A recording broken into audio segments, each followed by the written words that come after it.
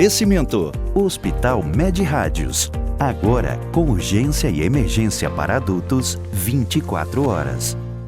Mais uma vez com você aqui na telinha da TV Amar. Nossa, que maravilha, né? Eu gosto muito, tá? De conectar você a assuntos que podem impactar na sua vida. E se não fizer parte da sua realidade, não tem problema nenhum. Você conhece pessoas, compartilha esse conteúdo que você vai estar ajudando a outras pessoas. Eu sou grata aqui aos nossos parceiros. Estamos na Guido Ponta Verde. Essa loja é linda e sim, pode fazer a diferença no seu dia a dia, na sua casa.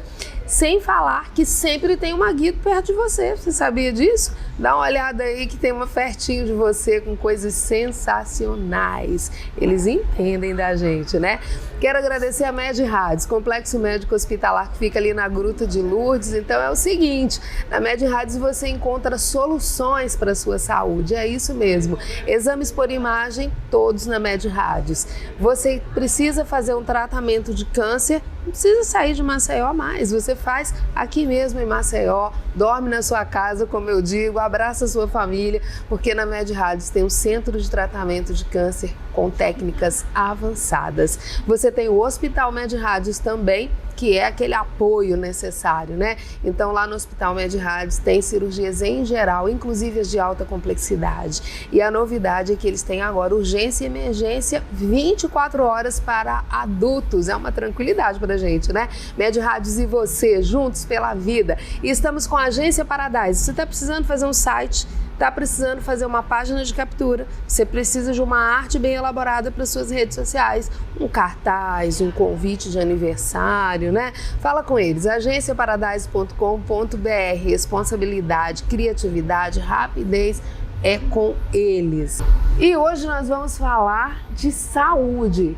Quem me acompanha sabe que eu gosto muito desse assunto, dessa pauta, eu tenho interesse em saber da área de saúde. Você sabe por quê? Porque é a primeira coisa que a gente tem que observar na vida da gente, depois de Deus, no meu caso, né? É a saúde, porque sem a saúde você não vai para lugar nenhum, né? Aí depois que você cuida da sua saúde, você cuida das outras coisas, porque ela é a base, é a raiz. Eu estou super acompanhada aqui, super bem acompanhada. Doutor Antônio Vitoriano, cardiologista, e o coração, como é que tá? Tudo bem, doutor? Tudo bem, tudo na paz, graças a Deus. É muito bom falar de saúde, né? Demais. Perguntar para um médico isso, eu tô suspeito. Sou um pouco suspeito de falar. Mas realmente é interessante. E quando a gente traz um cardiologista, gente, o assunto de hoje vai chamar a atenção de algumas pessoas, pessoas até que podem ser pacientes, né, desse caso, desse assunto, e não sabem disso, não é? Que é o papel da cardiologia nos tratamentos oncológicos. Exatamente. Quem me acompanha sabe que eu passei por tratamento oncológico desde 2015. Então, assim, foram vários tratamentos e que, graças a Deus, o coração ficou ótimo. Show, ótimo. Né? Mas não é todos os casos, né, doutor? Não a gente sabe que, eu digo sempre isso, muitas pessoas dizem, remédio cura. E remédio mata. Exatamente. Ou prejudica. Exatamente. Desde a Idade Média, né, a gente sabe que existem os jargões que falavam que o remédio, a diferença entre o remédio e o veneno seria a dose. E de fato é.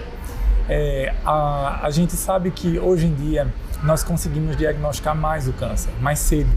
A gente tem terapias mais novas, mais de última geração. A tecnologia, né, veio aí com força para poder ajudar o paciente oncológico a descobrir mais cedo o seu problema. Nós sabemos que as drogas, cada dia mais que passa, a gente percebe que elas têm menos efeitos adversos. Mas uma parcela da população ainda assim tem um problema cardiovascular, sistema cardiovascular acometido. Então, o que a gente sabe é que dentro do tratamento oncológico, a gente pode se deparar com situações que façam com que o paciente tenha que parar o seu tratamento oncológico. E muitas vezes o tempo, ele é o senhor de tudo, mas às vezes a gente não tem esse tempo. Então a gente precisa, antes de talvez iniciar uma terapia oncológica, uma exposição a uma químio, a uma rádio, a uma imunoterapia, a uma terapia-alvo, a gente passa por uma avaliação com um especialista. A gente precisa saber como é que está o nosso organismo antes de iniciar, entendeu? Tem algumas formas de saber isso, como fatores de risco. Se a gente sabe que o paciente tem algum fator de risco familiar, se o paciente é hipertenso, diabético, obeso, sedentário, colesterol não anda lá bem, né? atividade física nunca fez ou não gosta de fazer. Então a gente precisa estratificar o risco desse paciente.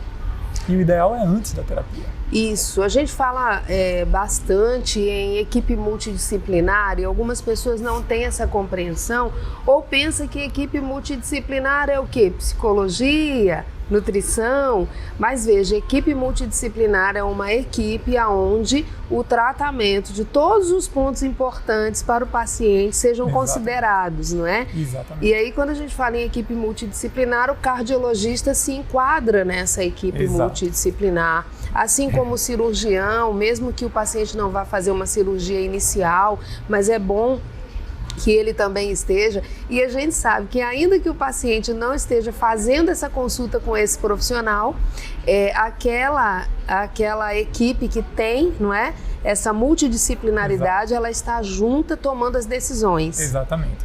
Funciona da seguinte maneira: o ideal é que o paciente, quando receba o diagnóstico oncológico, ele passe por uma avaliação com a equipe. Vai passar com nutricionista, como você falou, enfermeira, especialista, com um fono, etc. Vai fazer uma avaliação completa.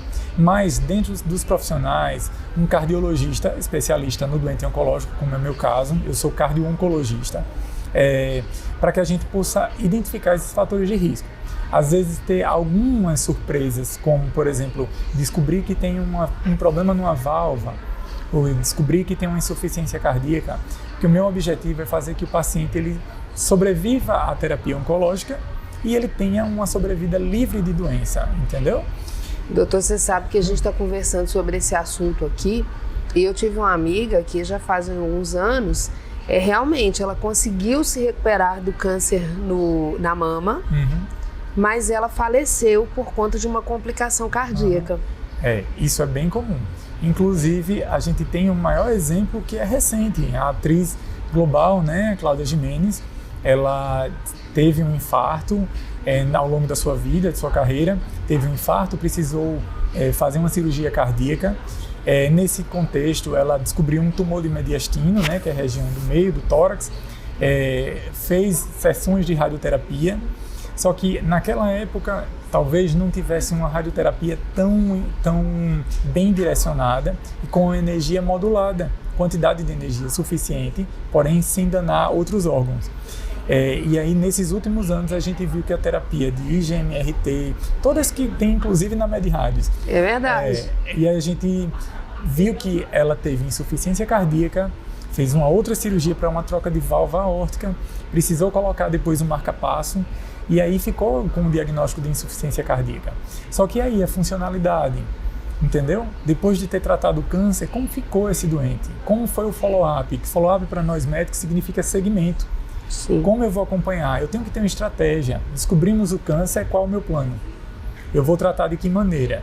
É um tumor de mama, eu consigo vê-lo a cada 3 meses, mas com a orientação do paciente. Se você tem, nesses 3 meses, um cansaço, um inchaço nas pernas, uma dor torácica, tenho que ver antes. Eu tenho que repetir alguns exames, entendeu? Aqui em Maceió, a gente tem boas pessoas capazes de fazer alguns exames que são específicos do cardio-onco. Por exemplo, um ecocardiograma transtorácico, mas com a modalidade que a gente chama de Specking Tracking, que chama STRAIN. Que aí eu consigo, antes da disfunção cardíaca sistólica, a grosso modo, mais específica, acontecer, eu consigo ver se há um indício de que em breve, no futuro, tipo 1 mês, 2 meses, ou 3, talvez, ou mais, o paciente evolua com insuficiência cardíaca. E já consegue fazer uma intervenção? Já. Inclusive, também, a gente tem esse serviço na MedRadios, bem estruturado, com o colega Luciano Fausto. Eu também tenho outros colegas que eu consigo fazer esse exame e ver e ter a interdisciplinaridade. Antônio, teu paciente que você me mandou, ele tem isso, isso e isso, antes de liberar o laudo para o paciente.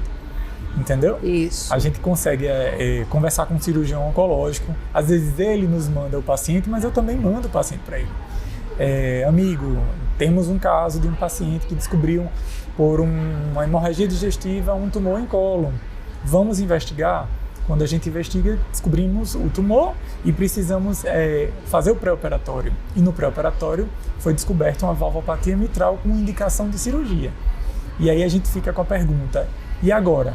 É o queixo ou o dente? Essa é a pergunta que o paciente faz. O que é que eu vou tratar primeiro? Isso. Eu vou tratar o coração ou o câncer? Aí vem a pergunta da gente. Chama um oncologista. Vamos saber o prognóstico, o tipo de tumor, a sobrevida. Aí o paciente ele já fica numa caminhada mais tranquila, gente. Exatamente. Porque quando você divide as dúvidas, e aí as dúvidas quando se fala em tratamento oncológico, elas são muitas, viu? Para o paciente. Eu posso falar bem com bastante conhecimento de causa. Sobretudo, né? Vem dúvida de todos os lados, mas é muito importante que você, primeiro, confie na sua equipe, não é? Exatamente, a primeira coisa. Firme com a equipe, porque tem gente, eu já tive, como a gente conhece muita gente quando entra para esse universo, teve gente, eu vou te falar com muita sinceridade, viu, que regrediu muito e que faleceu porque ficou, eu vou pegar uma outra opinião, eu vou mudar de médico, muito médico, eu mudei de lugar, eu mudei de cidade, enquanto o tempo é ouro. O que a gente sempre fala e o psicológico também. É muito, demais. O que a gente sempre fala é que a relação médico-paciente ela é crucial. Precisa existir uma empatia. Na consulta cardio-oncológica, por exemplo, não existe tempo. Existe o momento do paciente. O que a gente precisa saber é que abriu a porta, entrou o doente e acabou. Então vai ali desde saber onde ele nasceu, a profissão, se ele fumou, por quanto tempo, se foi cigarro normal, se foi cigarro de palha, se foi charuto, tipo de bebida alcoólica que ele ingeriu, atividade física. Então assim, é tudo, é uma consulta cardio geral, mas depois às vezes, eu tenho uma sorte de pegar o paciente antes de começar a terapia. Então a gente entra em contato com o oncologista, descobrir o tipo de tumor e qual será a proposta. Fica muito mais fácil quando essa caminhada já começa, né? Quando você começa a caminhar com ele desde o início, E eu sempre digo a eles, é um casamento. A gente está se casando na primeira consulta. E aí quem casa, não casa com o paciente, casa com a família. É verdade. Então assim, a sessão do telefone, a sessão do e-mail, da secretária, isso tem que ser algo íntimo. E o paciente tem que ter você como sendo um alicerce, uma força, que no momento da fragilidade e da exposição, ele precisa ter em você uma pessoa que ele vai contar. E a equipe multi é muito importante para isso, porque quando você não conta com a equipe multi, você sobrecarrega o oncologista em todos os aspectos. E isso é muito ruim, porque você também fica carregando um peso desnecessário. Quando você conversa com o cardiologista, você diminui as suas dúvidas, você começa a agir a seu favor, eu digo. Exato. Inclusive, o que a gente vê também é que às vezes o paciente se chateia porque ele tenta entrar em contato, não consegue, tenta ligar, não consegue. E isso daí, na realidade, funciona de uma forma que o paciente precisa entender que também o profissional tem outros doentes e que também está no consultório às vezes. E assim, que às vezes uma mensagem faz com que o colega veja, olha, eu tenho que ligar para fulano, entendeu? E assim, entre em contato com outro colega, fulana, a paciente tal, ela entrou em contato com você, o que foi que houve? A gente tem reunião multi, a gente às vezes encontra o colega no próprio hospital, senta, faz uma meia hora só para discutir esses casos. A gente tem isso, esses round clínicos. Eu, por exemplo, atendo no mesmo dia que o Rafael Torquato, que a doutora Joyce, que a doutora Muriel, que a doutora Andréia, que o pessoal da neurocirurgia. É meio que o encontro que não precisa nem ser marcado, que ele já vai acontecer, né? E é da gente, a gente faz questão, eu faço questão de buscar meu paciente na sala de espera. Porque é aí que você trava aquela primeira impressão.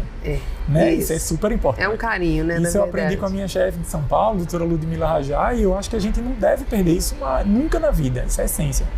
E a gente vai buscar, então já vai vendo como o paciente anda, entendeu? Como ele deambula, se ele tem dificuldade, se ele está de muleta, se foi um sequelado de AVC. Então tudo isso você já começa a avaliar no primeiro momento. Então, às vezes, quando o paciente sai, você encontra, por exemplo, o doutor Rafael. Eu digo, Rafael, esse paciente é seu, né? Ele fez, Então já passa alguma coisa, ele entra rapidinho, a gente vê o exame, vê o que era seu, agora é nosso. Agora é nosso. E ele faz. E aí o que os oncologistas sempre dizem, Antônio, quando o negócio aperta, a gente já sabe a quem liga para você. Então, assim, cansamos de mandar pacientes do nosso consultório ali na MedRádios, consultório 2, a gente manda direto para emergência. E aí algum da gente vai levar e leva o paciente às vezes para UTI, reconhecer um baixo débito cardíaco, uma insuficiência cardíaca aguda, entendeu? Uma embolia pulmonar. É bom ter esse suporte certo, todo, né?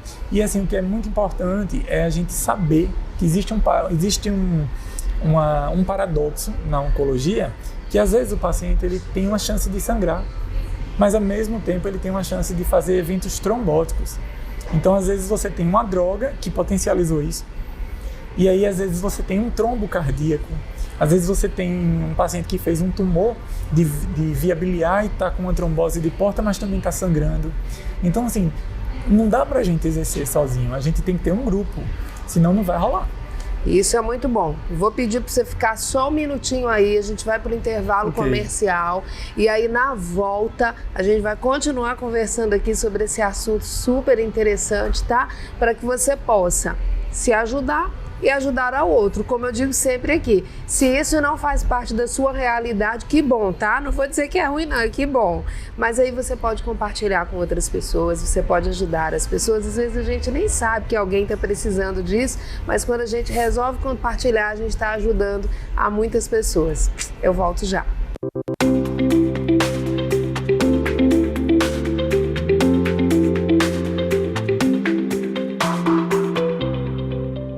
Sou o Dr. Rodrigo Vegetti, médico anestesista do Hospital Med-Rádios. Queria falar para vocês que uma das responsabilidades do anestesista é garantir a ausência da dor, da consciência e de outras sensações ao paciente durante os procedimentos cirúrgicos e de diagnósticos, identificando e tratando alterações nas funções vitais.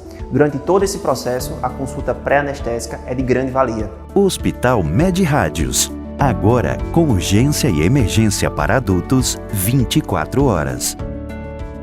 Responsável técnico Dr. Ives Bori Costa, CRM-AL 5641. Ninguém te quer, você não é capaz, a culpa é sua. Se dê o respeito, mulher minha não trabalha, cale a boca. Se essas frases fazem parte da sua realidade, você está sendo vítima de violência psicológica, que é uma forma de violência doméstica contra a mulher. Palavras também machucam e podem causar danos irreversíveis. Denuncie. Ligue 190 da PM ou 180 da Central de Atendimento à Mulher. Ministério Público do Estado de Alagoas.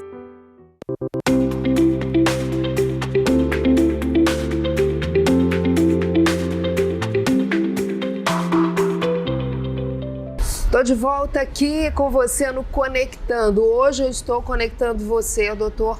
Antônio Vitoriano. Ele é cardio-oncologista, é aquele médico que acompanha no tratamento oncológico para saber como anda o coração do paciente. Se está precisando de uma intervenção, se está precisando de um acompanhamento somente, ele vai agir na hora certa. Estou bem acompanhada, temos muitas coisas ainda para falar aqui. Doutor, no primeiro bloco você falou a respeito da solicitação do paciente, aí eu vou dar um exemplo claro, né? Quando a gente passa por uma necessidade, a gente liga para o médico, ele diz assim, olha, eu vou te atender hoje, vou fazer um encaixe. Aí você vai feliz da vida para o consultório, você sabe que tem uma agenda a ser cumprida, mas você é um encaixe e você disse que o médico é top, porque ele te encaixou para fazer o atendimento. Aí quando você está na agenda normal, sentado ali, não está com uma grande necessidade, está no acompanhamento, eu digo uma grande necessidade porque tem as emergências, não é? As urgências, melhor dizendo. E aí o médico está fazendo um encaixe com outra pessoa, ou precisou demorar um pouco mais com outro paciente, você começa a reclamar lá na sala de espera. Tá entendendo o que é você se colocar no lugar do outro, trabalhar com a empatia? Presta atenção nisso, eu estou dizendo isso porque a gente vivencia essa realidade. Às vezes é pensar no outro também, né? Não só na gente, né? Ou cuidar do seu psicológico também, porque quando você se irrita, você acha que está prejudicando alguém quando você se exalta, mas o seu psicológico ele está sendo abalado. E quando a gente fala em tratamento oncológico, o psicológico, o mental e o espiritual está tudo envolvido para que o resultado seja o mais positivo possível para o paciente, né? Mas aí quando a gente fala de paciente, da visão do paciente, eu gostaria que você me desse exemplos para que o paciente compreenda o porquê que isso aconteceu, por que não foi essa conduta. Eu pensava que ia ser de um jeito, quando cheguei lá no médico, a conversa foi outra, e aí? Às vezes acontece alguns casos bem peculiares. Por exemplo, um paciente que é oncológico, um exemplo recente do consultório, um tumor de ovário. A paciente, ela foi indicada cirurgia pela equipe cirúrgica e na sala cirúrgica, enquanto o cirurgião estava se escovando, ela teve uma parada cardíaca. Então foi suspenso a cirurgia e a paciente foi orientada a procurar um cardiologista, porque ela saiu da parada, obviamente, né? Sim. Foi orientada a buscar um cardiologista, fui vê-la e no contexto eu pedi um cateterismo. Pedi exames em geral, mas pedi um cateterismo. E o cateterismo me mostrou que ela era uma paciente multiarterial. Então, nesse contexto, ela não é uma paciente candidata naquele momento a um procedimento intervencionista, como um cateterismo, por exemplo, com angioplastia. Não é. A gente sabe que a doença oncológica a gente não pode esperar.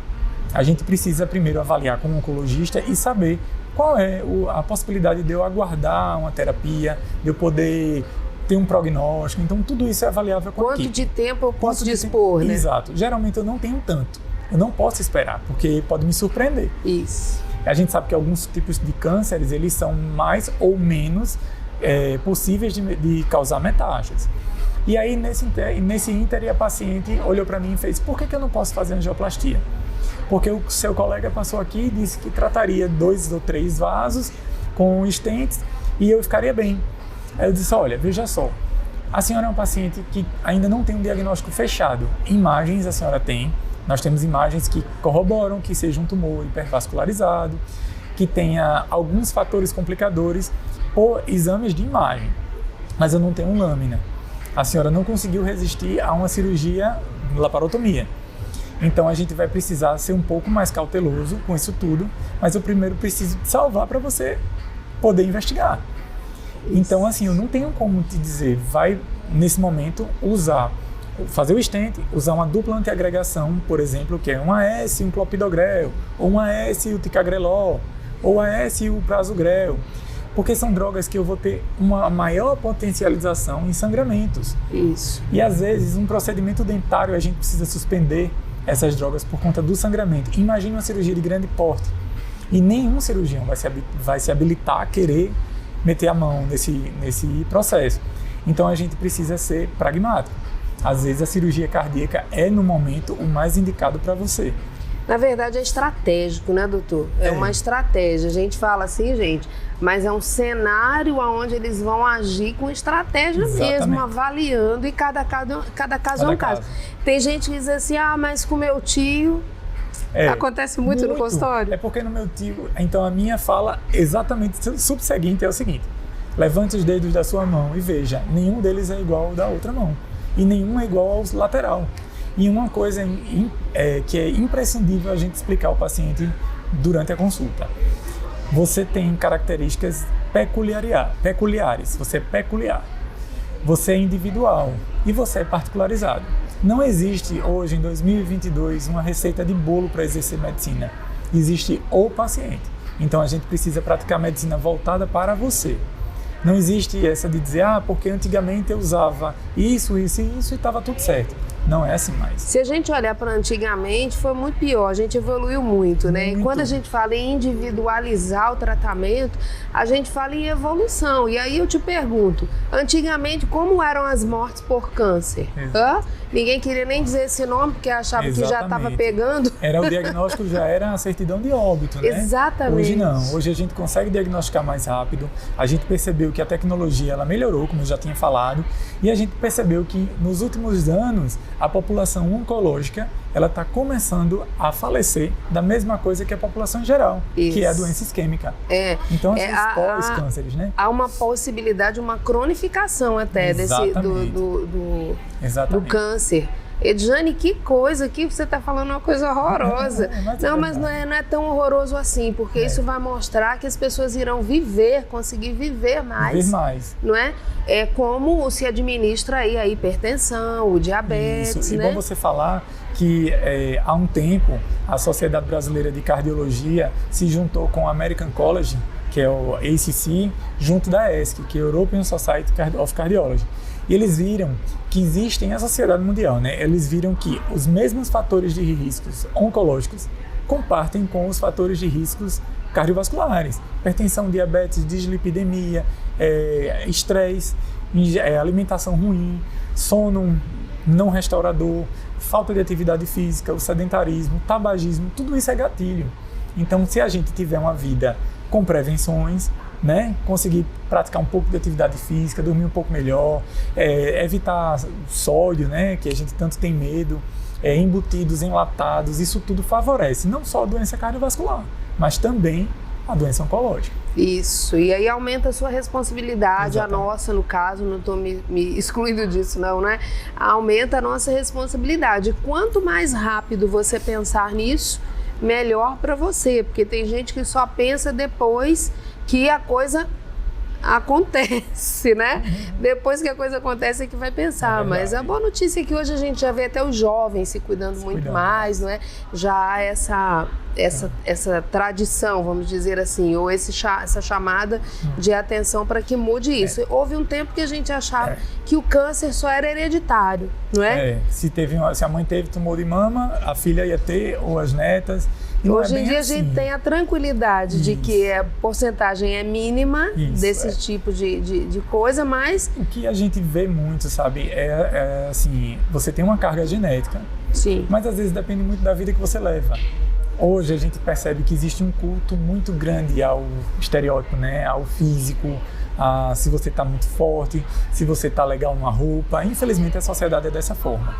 Só que aí vieram algumas terapias que a gente não consegue entender. Por exemplo, hormônios, você modular um hormônio, ou você induzir a testosterona, a você diminuir a carga de um tipo de hormônio. Isso daí é muito controverso, sabe, Ediane? Porque às vezes a gente, como cardiologista, às vezes a gente enxerga isso como sendo, até os oncologistas têm esse mesmo pensamento. Você enxerga uma fogueira e você está jogando palha. Então a gente tem que ter muito cuidado com esse tipo de terapia. A gente tem que descobrir, aproveitando até o ensejo, a gente precisa buscar a característica daquele profissional, formação. A gente tem que lembrar que é a nossa vida que está na mão. Ou se preocupar menos com a capa. Exato, nível interior. E se preocupar com o conteúdo, né? Porque a gente sabe que há uma preocupação muito grande com o que vai mostrar, a prestação de contas com a sociedade, não é? E depois, e aí, né, o interior... às vezes você acha que aquilo é muito fugaz. Não, eu vou para o verão, né? Que a gente escuta muito isso. E eu brinco, esse ano o verão vai ser de litoral V, aquelas camisas de litoral. Porque eu não tive tempo de estar, eu não tenho tempo, realmente não dá. Eu faço atividade física com o intuito de melhorar o meu bem-estar. Isso. Então, assim, a gente precisa ter essa preocupação séria. Isso está virando uma causa de saúde, de problemática de saúde pública. Exatamente. Eu digo sempre assim, sabe? Eu tenho alguns amigos que eu digo assim, gente, eu não gosto muito do que é artificial por muito tempo. Então, eu não tenho nada contra quem quer, tá, gente? Eu digo sempre, continuo amando vocês do mesmo jeito, mas isso me preocupa, porque eu já fui para um hospital, eu já fui para uma sala de cirurgia, eu sei que ali você está de frente para você estar nu. Para você estar literalmente nu, mas independente disso, você está diferente para o que você realmente é. Você já percebeu, você já parou para pensar que, assim, no momento de um diagnóstico de doença, você se torna uma pessoa, principalmente nós médicos, né? Frágil, vulnerável e exposto. Sim. Então, assim, isso tudo muda a sua concepção. Você deixa de ser, às vezes, o médico ou o profissional da saúde para você virar paciente. Isso. Então, às vezes, você tem que ter muito equilíbrio para lidar com essas situações. Eu digo isso porque recentemente eu fui paciente também, né? Isso. Então, assim, você precisa ver os dois lados. Às vezes até melhora a forma como você trata o seu doente. Com certeza melhora, ali, doutor, né? Porque você sentiu na pele, né? Você foi capacitado de outra forma. Exato, né? Doutor, contatos para quem está ouvindo a gente, quer fazer uma consulta, se conscientizou da importância que tem, não é? Isso. Do papel do cardiologista no tratamento oncológico. Importantíssimo, gente, esse papel. Orientação, vai trazer não só cuidado, mas com tranquilidade para a sua vida. Eu sou cardio-oncologista da MedRádios, do Hospital MedRádios. Eu atendo lá nos consultórios 2 e no hospital também. Eu atendo na Centrocardio, que é uma clínica de cardiologia, e eu atendo na Oncoclínica também. Aguacó eu faço plantões, mas a minha vida é mais hoje em consultório. Joia, muito obrigada por essa vez. De nada, muito obrigado. Eu agradeço totalmente a oportunidade de expor um pouco do meu trabalho e eu estou à disposição sempre, pessoal. Muito obrigado. Olha só, hein? Fica ligado, cuida do seu coração, que é muito importante, e a sua saúde em primeiro lugar. Beijo grande para você, amanhã estaremos de volta.